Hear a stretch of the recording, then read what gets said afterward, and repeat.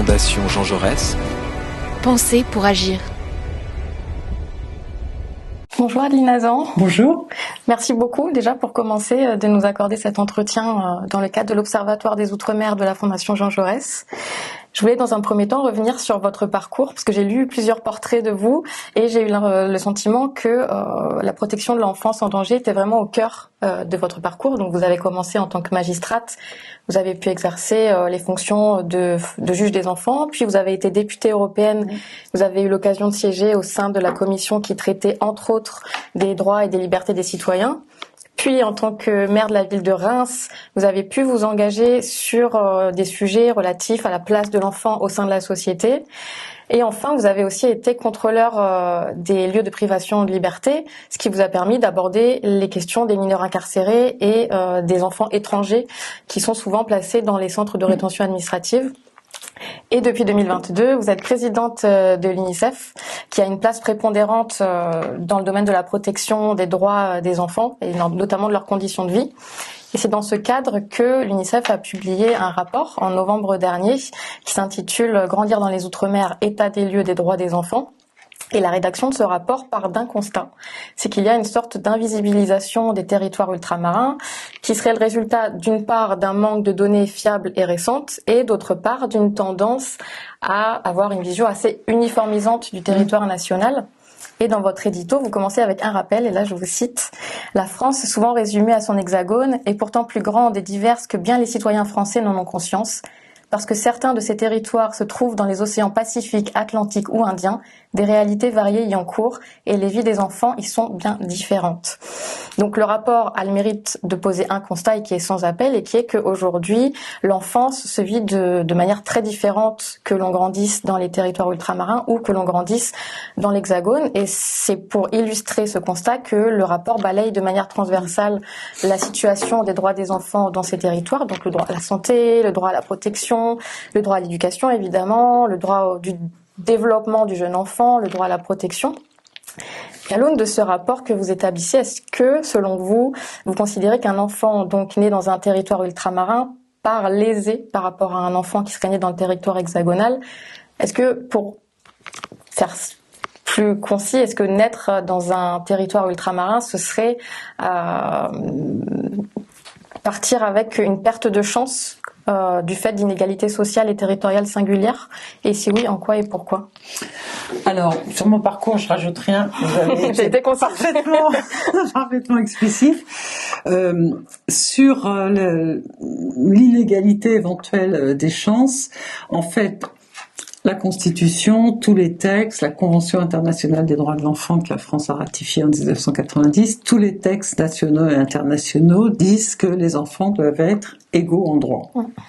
De fait, ça n'est pas vrai. Ça n'est pas vrai en fonction des territoires. Alors je précise parce qu'il y a aussi d'autres territoires où les inégalités sont criantes en ce qui concerne les enfants. Mais pour répondre à votre question, c'est évident qu'un enfant qui naît dans les territoires d'outre-mer a malheureusement, par exemple, beaucoup plus de risques d'être en situation de pauvreté qu'un enfant qui vit en métropole. Un seul exemple, un seul chiffre. En Guyane, il y a 6 enfants sur 10 qui sont en situation de pauvreté. À Mayotte, 8 sur 10. Alors que en métropole, c'est 2 sur 10. Donc on voit tout de suite, l'écart, c'est-à-dire l'océan qui sépare, mais on voit tout de suite l'écart qui est vraiment tout à fait important. C'est la raison pour laquelle nous avons voulu à l'UNICEF l'année dernière produire ce rapport. Alors, je reviens un tout petit peu en arrière. Nous avions déjà rédigé un rapport avec le défenseur des droits il y a quelques années sur l'éducation en Guyane. Donc on connaissait déjà un peu ce secteur de la Guyane et de l'éducation. Mais là, nous avons voulu faire vraiment un bilan complètement transverse sur tous les territoires d'outre-mer, mais aussi tous les droits des enfants. C'est-à-dire qu'on a voulu vraiment faire une photographie à un moment donné de quels sont les droits des enfants en territoire d'outre-mer qui ne sont pas respectés. Alors, constat évidemment, mais on ne fait pas un constat que pour un constat. On a évidemment voulu donner un certain nombre de pistes de solutions. Donc on a publié ce rapport volontairement le 20 novembre 2023, 20 novembre qui est, comme vous le savez sûrement, la Journée internationale des droits de l'enfant. Et ce rapport, depuis, il vit beaucoup. Enfin, il vit sa vie, et on espère d'ailleurs que ça n'est pas terminé. On a programmé d'autres déplacements, d'ailleurs, en Outre-mer. Moi-même, il y a 1 an, avant la publication du rapport, j'étais allée en Guyane. Des chargés de mission étaient allés le mois précédent à Mayotte.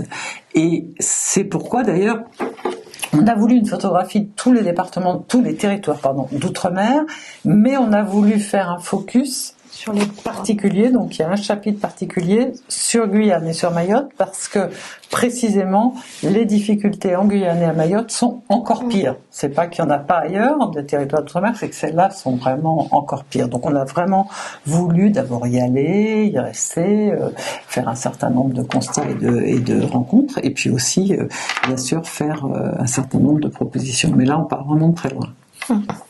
Vous en parliez tout à l'heure, vous parliez des pistes de solutions, parce que le rapport ne se contente pas évidemment de poser des constats, il tente aussi de dégager des solutions.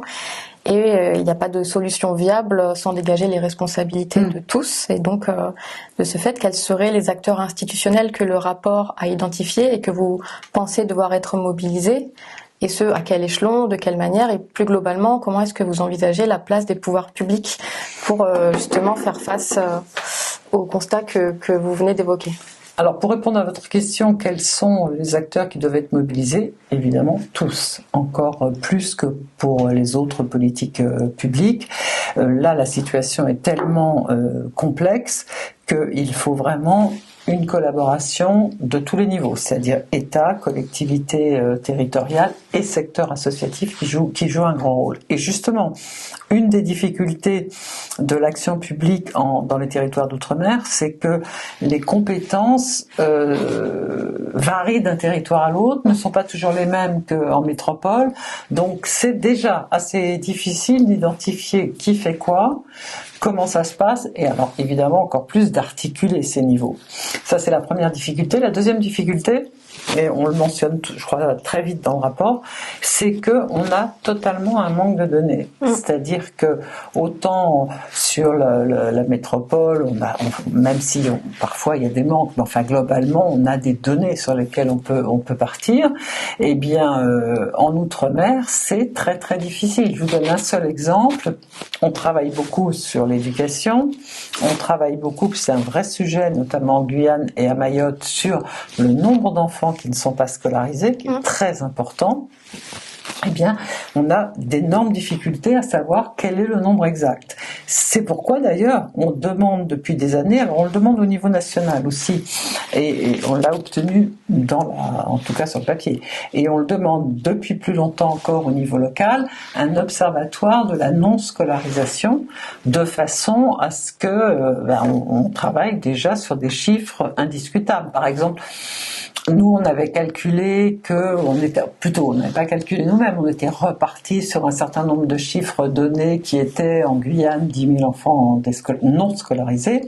Les pouvoirs publics disent 4 000. En fait, je pense que c'est entre les deux. Entre le rectorat, le rectorat et la Cour des comptes, les chiffres étaient totalement différents. Complètement différents. C'est bien la preuve qu'il faut monter un observatoire, pour le coup, on parlait d'observatoire, un observatoire qui fasse vraiment le décompte des enfants qui ne vont pas à l'école. Et s'ils ne vont pas à l'école, c'est pour plein de raisons qui se conjuguent. Un, il n'y a pas assez d'écoles pour tous les enfants. Et deux, en Guyane en tout cas c'est le cas, les distances géographiques sont telles que des enfants qui sont à l'ouest du pays, presque dans la forêt, notamment les enfants amérindiens, doivent aller en pirogue à l'école, donc ils peuvent pas y aller pour une journée, ils y vont en changeant de lieu de vie, ce qui leur pose d'énormes difficultés avec les familles hébergeantes. Donc tout ça est très compliqué, il faut les dénombrer. Et ce qui est tout à fait important, en tout cas dans ces deux territoires d'outre-mer les plus problématiques, c'est que les services publics ne peuvent pas en fait remplir leur mission. Ils ne peuvent pas remplir leur mission par manque de moyens, par manque d'effectifs aussi, et même d'ailleurs le secteur associatif est dans cette situation. On a rencontré beaucoup d'associations qui nous disaient qu'ils n'arrivaient pas à trouver d'éducateurs, par exemple, et qui fonctionnaient avec des faisans-fonctions.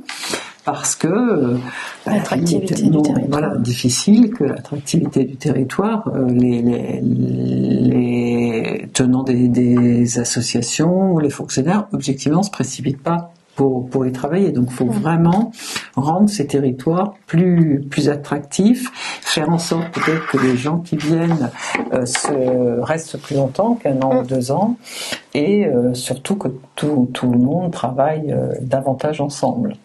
La santé est un vrai problème également, l'accès à la santé pour les enfants, pour les adolescents et les adolescentes notamment est un vrai problème. La santé mentale est un vrai problème. Et justement, en cette période de rentrée scolaire, on peut s'arrêter un peu justement sur le volet éducation du rapport. Donc vous pointiez que il y a des freins à la fois dans l'accès à l'éducation, dus à des infrastructures scolaires qui sont délabrées ou en nombre insuffisant, et puis les moyens d'aller à l'école, la pirogue notamment en Guyane. Et ça se traduit aussi par des obstacles au sein même de la réussite éducative. Et donc on a des taux d'illettrisme qui sont très importants, on a beaucoup de décrochage. Vous en parliez tout à l'heure, l'UNICEF avait revendiqué la mise en place d'un observatoire de la non-scolarisation. Moi, j'avais cru comprendre quand dans le cadre du pacte des solidarités, ça avait été annoncé. Absolument. Est-ce que ça a été annoncé à l'échelle nationale ou est-ce que ça va être décliné aussi dans les territoires ultramarins, dans chaque territoire ultramarin, ou de manière assez globale à l'échelle ultramarine? Alors, ça a été annoncé il y a 1 an déjà, exactement au mois de septembre, quand la première ministre de l'époque, Elisabeth Borne, a réuni l'ensemble du secteur associatif pour annoncer le pacte des solidarités, et puis ça a été confirmé au Conseil interministériel de l'enfance 1 mois plus tard, donc à l'automne 2023, et là a été annoncé un observatoire national, après avec des déclinaisons possibles bien sûr dans les territoires. Ce que je voudrais quand même revenir en arrière, parce qu'il y a un point que je n'ai pas dit au début et c'est tout à fait important, c'est que dans ces territoires, il y a une pression démographique absolument incroyable. Et de ça, et si je veux le dire maintenant, c'est parce que de cet élément décline, enfin, on peut décliner à partir de cet élément beaucoup de difficultés. Pour vous donner une idée, j'ai pas les chiffres précis en tête du nombre d'habitants, mais en tout cas, ce que je sais, c'est que par exemple, en Guyane, en 10 ans, la population a doublé.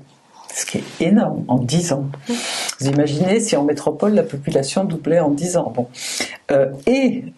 Non seulement ça, et de fait d'ailleurs, la population est extrêmement jeune. À Mayotte, je crois que c'est pas loin de 60% de jeunes qui ont moins de 21 ans et 50% qui ont moins de 18 ans. Donc à partir de là, tout s'enchaîne. Il n'y a pas assez d'écoles. Il n'y a pas assez il n'y a pas de restauration scolaire, par exemple en Guyane, où c'est bricolé ici ou là, mais enfin, les cantines, ça n'existe pas. Or, on s'adresse quand même, puisque les enfants sont en grande situation de précarité et de pauvreté, il s'agit d'enfants pour qui, la plupart du temps, ça existe d'ailleurs en métropole dans certains quartiers, la plupart du temps, le déjeuner à la cantine est le seul repas que font ces enfants. Malheureusement, dans ces territoires, il n'y a souvent même pas ce repas-là. La santé mentale est un vrai problème. Quand nous y étions, il y a 1 an, on nous parlait d'une, et le mot fait un peu surprend, d'une épidémie de suicide, notamment chez les jeunes adolescents amérindiens. Et c'est vrai que le taux de suicide des jeunes en Guyane est, je crois, 8 fois supérieur à celui des jeunes en métropole. Donc, et ça, c'est souvent dû justement à leur isolement, au fait que quand ils vont à l'école, justement, ils sont complètement Ils sont très loin de leur famille. Mais ils sont très loin de leur famille. Souvent, ils parlent pas vraiment le français et le système éducatif justement n'est pas suffisamment adapté pour que on accepte les enfants qui ont un dialecte et qu'on leur apprenne le français. Parce que justement, ils sont hébergés soit dans des internats, mais c'est pas souvent le cas, soit dans des familles hébergeantes qui ont une autre culture qu'eux, qui parfois, pas toujours heureusement, mais parfois sont surtout attirés par le salaire que ça peut leur fournir. Donc tout ça fait que ces enfants vont pas bien. Il y a une très très grosse, un très très grand nombre de grossesses extrêmement précoces, de filles de 13-14 ans, avec en plus souvent un refus de l'avortement dans la culture ou dans la religion qui est présente. Donc là, heureusement, il y a les plannings familiaux qui font leur travail, mais qui là aussi sont complètement débordés. On a parlé donc de la nutrition et de la santé qui ont un lien direct avec la réussite éducative, mais il y a aussi le logement, étant donné que pour réussir à l'école, il faut bénéficier d'un environnement sain. Et la Fondation Abbé Pierre avait annoncé qu'il y avait à peu près 600 000 personnes qui seraient mal logées dans les départements et les régions d'outre-mer. Et à l'heure où les enfants concernés font souvent partie des couches les plus paupérisées de la population, comment est-ce que vous avez accueilli l'annonce et la volonté de mettre un coup de canif dans la loi SRU et de faire donc rentrer le logement dans le logement social, le logement intermédiaire, ce qui de fait va limiter drastiquement l'offre de logements sociaux? Très mal, comme vous pouvez vous en doutez. Il y a deux lois, une qui est annoncée, une autre qui est en vigueur depuis un an, contre lesquelles on se bat. La première, c'est celle que vous mentionnez, qui pour le moment n'est qu'à titre de projet et d'annonce, qui est justement de faire rentrer dans le quota des collectivités les logements intermédiaires, ce qui pour nous serait dramatique, parce qu'à ce moment-là, ça veut dire que les collectivités ne seront plus obligées, comme elles le sont, d'avoir tel quota de logements sociaux, puisqu'elles l'auront presque toutes si on fait rentrer le nombre de logements intermédiaires. Donc ça, pour nous, c'est dramatique. Et puis, il y a une loi qui est déjà en application depuis un an, la loi Kasbarian, loi dite anti-squat, qui à la fois donc permettent dans des conditions très strictes et très répressives justement de sanctionner des personnes qui squattent des endroits, mais aussi, parce que ça on l'oublie un peu du fait de son nom anti-squat, mais en fait c'est pas que anti-squat cette loi. Cette loi, elle permet aussi d'expulser des personnes qui sont tout à fait en situation régulière dans leur logement, simplement qui ont un retard, mais parfois très petit, de loyer. Eh bien, elle permet de les expulser très facilement avec le concours de la force publique, en réduisant les pouvoirs des juges par rapport à l'octroi de délais. Et c'est par exemple une des raisons pour laquelle le nombre d'expulsions a énormément augmenté en 2023. Il se trouve que non pas dans un autre ordre d'idée, mais c'est plus global, dans 2 jours, nous publions un baromètre sur les enfants sans domicile et on voit bien que les enfants sans domicile, ça augmente de plus en plus, et ça augmente de plus en plus pour plein de raisons, mais aussi parce que les expulsions en 2023 ont terriblement augmenté, parce qu'aussi il y a eu un peu de nettoyage social au moment depuis un an avant les Jeux Olympiques, donc de plus en plus d'expulsions locatives, ce qui fait que de plus en plus d'enfants, de mères célibataires, le nombre de mères célibataires avec enfants augmente de plus en plus, le nombre d'enfants de moins de 3 ans et même de moins d'1 an à la rue augmente de plus en plus. En 2 ans, il a vraiment augmenté. Tout ça, on va le publier dans 2 jours. Donc, le chiffre de la Fondation Abbé Pierre est tout à fait cohérent. Et on l'a bien vu d'ailleurs sur les événements concernant Mayotte, avec cette opération que je trouve absolument scandaleuse ou Ouambouchou, où sous prétexte de reloger, on a surtout voulu mettre fin à l'immigration clandestine et expulser des centaines et des milliers de personnes sans les reloger, puisque la plupart n'ont pas été relogées. Oui, tout à fait. En matière de santé, vous le mentionnez tout à l'heure, On peut l'envisager sous plusieurs angles. Il y a notamment la problématique de l'accès à l'eau. Donc il y a eu la pénurie, on l'a vu à Mayotte, mais il y a aussi sa contamination. Et début juin, il y avait une tribune qui avait été publiée dans Libération, signée par un collectif qui était composé notamment de professionnels de santé et de chercheurs. Et il leur rappelait que le droit à vivre dans un environnement propre, sain et durable, c'est un droit qui est reconnu comme un droit humain par l'ONU. Et donc, à ce titre, ils appelaient à obtenir la mise en place d'études scientifiques indépendantes pour faire face aux conséquences sanitaires et sociales des produits toxiques. Et ils citaient notamment l'exemple de la chlordécone aux Antilles, qui continue d'avoir des conséquences dramatiques sur le développement des enfants notamment. Et on peut aussi penser au mercure, qui contamine la population de Guyane, principalement à cause des activités d'orpaillage illégal. Je voulais avoir votre regard sur les différents plans chlordécone qui se sont succédés aux Antilles. Et est-ce que vous seriez favorable à ce qu'un dispositif un peu similaire soit décliné en Guyane pour faire face justement à la problématique du mercure, qui est le résultat d'une activité aurifère qui contamine les sols et les populations et donc directement les enfants. Oui, je crois qu'il faut absolument, et c'est pas le cas pour le moment pour l'instant, il y a rien. Guyane. Non, d'ailleurs, on s'en est entretenu avec le directeur de l'Agence régionale de santé, qui était extrêmement inquiet par cette situation. Donc là, il faut absolument que les pouvoirs publics prennent des mesures drastiques, parce que la santé des habitants en général, mais la santé des enfants est vraiment en cause. C'est une évidence. Et puis là, avec des troubles qui les suivront, s'ils en sont atteints, qui les suivront toute leur vie. Surtout que les études se multiplient, mais absolument, que ça fait pchit, en fait. Pour le moment, il n'y a pas de décisions qui sont prises. Si j'ai encore juste quelques minutes de votre temps pour terminer sur la persistance d'un régime dérogatoire dans les territoires ultramarins et notamment à Mayotte. On l'a vu, les droits sociaux à Mayotte ne sont pas encore les mêmes que ceux appliqués dans l'Hexagone. Donc on a une population qui aurait pu bénéficier de certains droits si elle vivait dans l'Hexagone, mais qui ne peut pas y accéder du fait de sa domiciliation à Mayotte. Donc c'est un territoire qui est toujours marqué par les exceptions et on a vu récemment les velléités du gouvernement de supprimer le droit du sol pour faire face aux flux migratoires. Est-ce que c'est créer une enfance à deux vitesses en quelque sorte, et est-ce que d'un côté on aurait des enfants par exemple qui seraient nés dans le Morbihan qui auraient le droit d'être français parce que nés sur le territoire hexagonal, et d'un autre côté ceux qui seraient nés à Mayotte à qui on refuserait ce droit?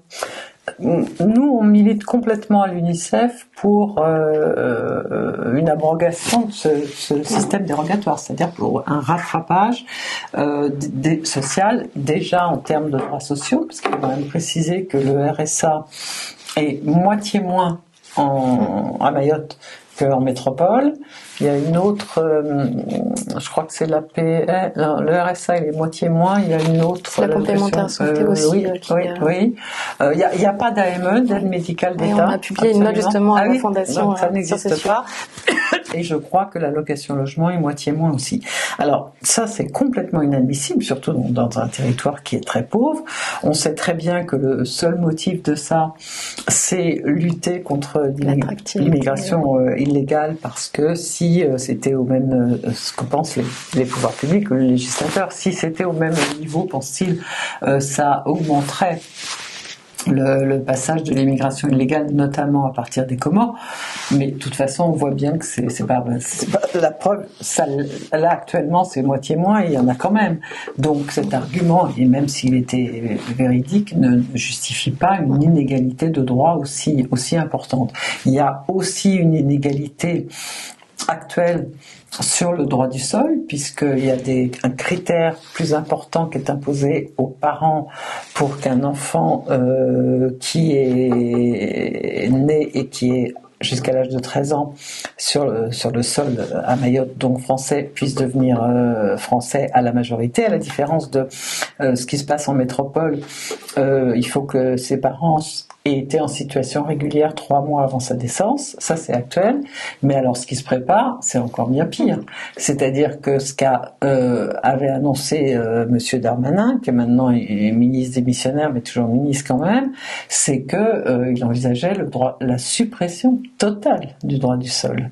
Et alors ça, ce serait une hérésie totale. C'est la porte ouverte à une suppression à l'échelle nationale. Absolument. Dans les années à venir, ce qui est une revendication de l'extrême droite quand même. Exactement, et à partir du moment où on commence à toucher au droit du sol qui fait partie vraiment de la Constitution en fait, de la France et de son dispositif législatif, c'est la porte ouverte à tous les errements.